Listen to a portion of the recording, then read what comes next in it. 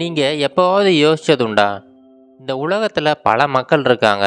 ஆனால் ஒரு சிலர் மட்டும் எப்படி ரொம்ப பெரிய ஒரு வெற்றியாளர்களாக மாறுறாங்க அப்படின்னு. இப்போ இந்த உலகத்தில் இருக்கிற மொத்த மக்கள் தொகையில் பார்த்தீங்கன்னா கிட்டத்தட்ட ஒரு 1% மக்கள் மட்டும்தான் ரொம்ப பெரிய வெற்றியாளர்களாக மாறியிருக்காங்க. இந்த 1% மக்கள் எப்படி மற்ற மக்களிலிருந்து வேறுபடுறாங்க? எதனால் அவங்க மிகப்பெரிய ஒரு வெற்றியாளராக மாறுறாங்க? அது எப்படி அப்படிங்கிறத ஒரு சின்ன கதை மூலமாக பார்ப்போம். அது கௌதம புத்தரோட காலம். கௌதம புத்தரை பார்க்குறதுக்கு பல பேர் வருவாங்க. அந்த சமயம் ஒரு மனிதருமே வந்திருந்தார். எல்லாருமே கௌதம புத்தரை பார்த்து அவங்ககிட்ட இருக்கிற பிரச்சனைகள்லாம் சொல்லுவாங்க. அதுக்கான சொல்யூஷன்ஸுமே அவர் சொல்லுவார். இந்த மனிதருமே அவரை பார்க்குறதுக்காக ரொம்ப நேரம் வெயிட் பண்ணிக்கிட்டு இருந்தார். ரொம்ப நேரம் கழித்து கடைசியாக கௌதம புத்தரை மீட் பண்ணார். இப்போ புத்தரமே என்னப்பா பிரச்சனை உனக்கு அப்படின்னு சொல்லிட்டு கேட்க ஆரம்பித்தார். அதுக்கு அந்த மனிதர் சொன்னார், மகாத்மா இங்கே பாருங்கள், என்னுடைய வாழ்க்கையில் ரொம்ப பெரிய பிரச்சனைகள்லாம் இருக்குது. என்னென்னா என்னால் எந்த ஒரு காரியத்தையுமே சரியாக செய்ய முடியல.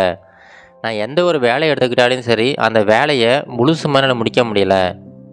நான் ஒரு தொழில் தொடங்கினேன். அந்த தொழிலை வந்து என்னுடைய நண்பரை நம்பி ஆரம்பித்தேன். ஆனாலுமே அந்த தொழிலை வந்து என்னால் முழுசாக நடத்த முடியல. அதை அப்படி கைவிட வேண்டியதாக இருந்துச்சு. இந்த மாதிரி பல வேலைகள் வந்து என்னுடைய உறவினர்கள் அப்புறம் என்னுடைய நண்பர்களை நம்பி பல வேலைகள் நான் ஆரம்பிக்கிறேன். ஆனாலுமே எதையுமே என்னால் முடிக்க முடியல.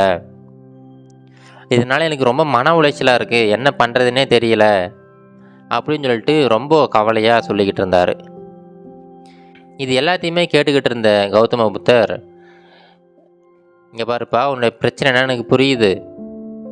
உன்னுடைய பிரச்சனைக்கான சொல்யூஷன் நான் சொல்லணும்னா அதுக்கு முன்னாடி ஒரு சின்ன கதை சொல்கிறேன், அதை முதல்ல கேளு அப்படின்னு சொல்லிட்டு இப்போ புத்தர் வந்து ஒரு கதை ஒன்று சொல்கிறாரு. அது என்னென்னா, முன்னொரு காலத்தில் ஒரு ஊரில் பார்த்திங்கன்னா ஒரு விவசாயி ஒருத்தர் இருந்தார். அங்கே எல்லா மக்களுமே அங்கே நிறைய மக்கள் வந்து விவசாயம் பண்ணுவாங்க. எல்லாருமே அவங்கவுங்க நிலத்தில் பல விதமான பயிர்களை போட்டிருந்தாங்க. இப்போ இந்த விவசாயியுமே அவருடைய நிலத்தில் நெல் பயிர் போட்டிருந்தார். இப்போது எல்லாமே நெல்லெல்லாம் நல்லா வளர்ந்து வந்துக்கிட்டு இருந்துச்சு. அந்த சமயம் ஒரு சின்ன சிட்டுக்குருவி வந்து அந்த இடத்துல ஒரு கூடு கட்டி இருந்துச்சு. அந்த நெல் பயிருக்கு நடுவில் அங்கே இருக்கிற சருகுகள் அப்புறம் நெற்பயிர் இந்த மாதிரி எல்லா விஷயங்களுமே எடுத்து வந்து அந்த நெல் வயலுக்கு நடுவில் இந்த குருவி வந்து ஒரு சின்ன கூடு ஒன்று கட்டியிருந்துச்சு. அந்த கூடு கட்டிட்டு அந்த கூட்டில் 2 முட்டைகளுமே வச்சுருந்துச்சு. அப்படியே நாளடைவில் கொஞ்ச நாள் கழித்து அந்த 2 முட்டைகளுமே பொரித்து 2 சின்ன குருவி குஞ்சுகள் வந்து அங்கே உருவாயிடுச்சு. இப்போது தாய்க்குருவி பார்த்திங்கன்னா தினமுமே போயிட்டு சாப்பாடு எடுத்துக்கிட்டு வந்து இந்த சின்ன சின்ன குருவிகளுக்கு கொடுத்துக்கிட்டு இருக்கோம். இது வாடிக்கையாக நடந்துக்கிட்டு தான் இருந்துச்சு. இப்படியே ஒவ்வொரு நாள் போய்கிட்டே இருந்துச்சு. இப்போ பார்த்திங்கன்னா அந்த சின்ன சின்ன குருவி குஞ்சுகள் வந்து நல்லா வளர்ந்து பறக்கிறதுக்கு தயாராகிற அந்த நிலைமையில் இருந்துச்சுங்க. ஆனால் இன்னும் பறக்கிறதுக்கு சரியானபடி பயிற்சி தேவைப்பட்டுச்சு. சரியாக அந்த சமயம் பார்த்திங்கன்னா அந்த விவசாயி அந்த பக்கமாக வந்தவர் பேசிக்கிட்டு இருந்தார். அது என்னென்னா, இந்த நெற்பயிர்கள்லாம் நல்லா வளர்ந்துருச்சு, நாளைக்கு கண்டிப்பாக அதை வந்து அறுவடை பண்ணிடணும்.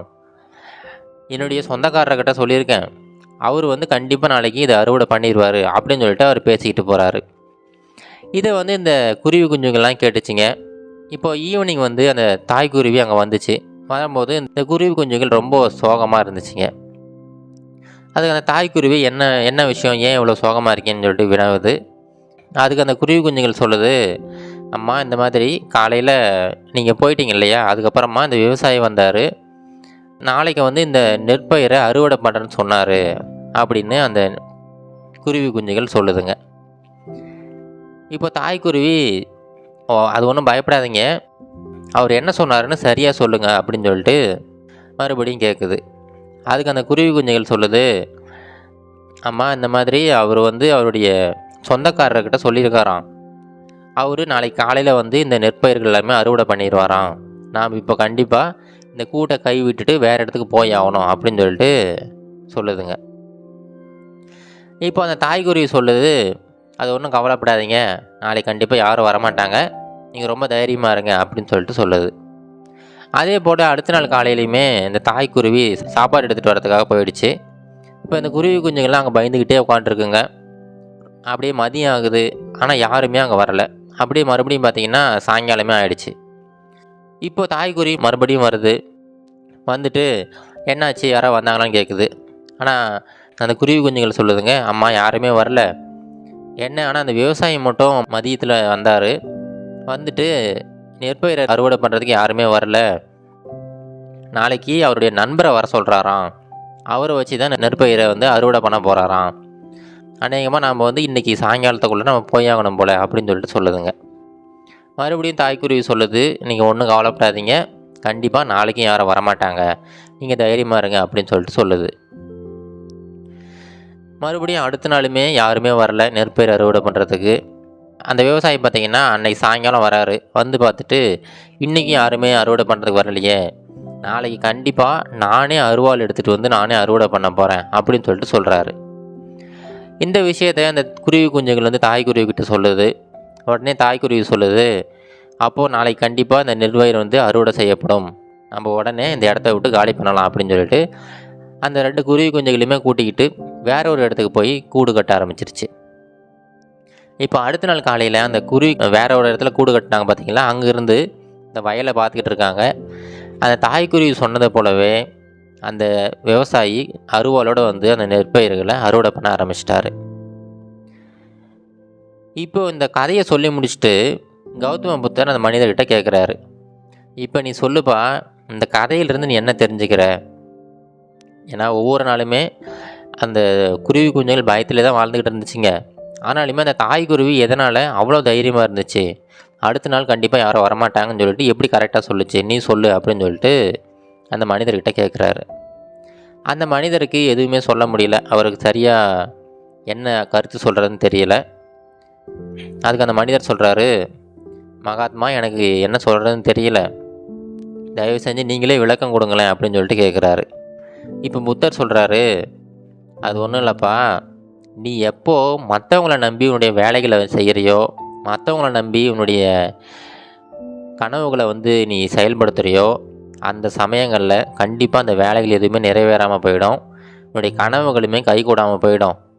எப்போ நீ ரத்தமும் சதையுமா இறங்கி வேலை செய்கிறியோ, இது உன்னுடைய கனவுகள், இது உன்னுடைய வேலை, அதனால் அதில் வேலை செய்யக்கூடிய முதல் ஆளை நீ தான் இருக்கணும்.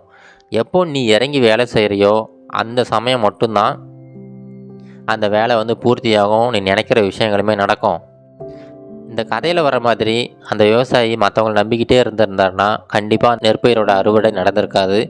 ஆனால் அடுத்த கடைசி நாள் அவரே அறுவடை பண்ணுறேன்னு சொன்னார். அதனால தான் அந்த தாய்க்குருவி அந்த குருவி குஞ்சுகளை கூட்டிகிட்டு வேறு இடத்துக்கு போயிடுச்சு.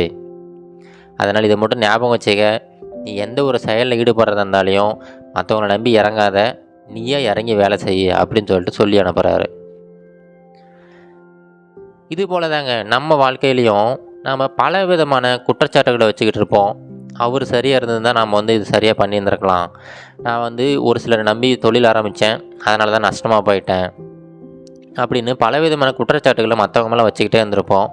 ஆனால் ஆக்சுவலாக எப்போ நீங்கள் உங்களுடைய கனவுகளுக்கு ரெஸ்பான்சிபிலிட்டி எடுத்துக்கிறீங்களோ அப்போ மட்டும்தான் அந்த கனவுகள் நிறைவேற செய்யும். அதனால் இதை மட்டும் ஞாபகம் வச்சுங்க, அது உங்களுடைய கனவுகள், அது உங்களுடைய வேலை, அதுக்கு நீங்கள் தான் இறங்கி வேலை செஞ்சாகணும். அப்படி வேலை செஞ்சிங்கன்னா கண்டிப்பாக நீங்களுமே அந்த 1% மக்களில் நீங்களும் இடம்பெறலாம்.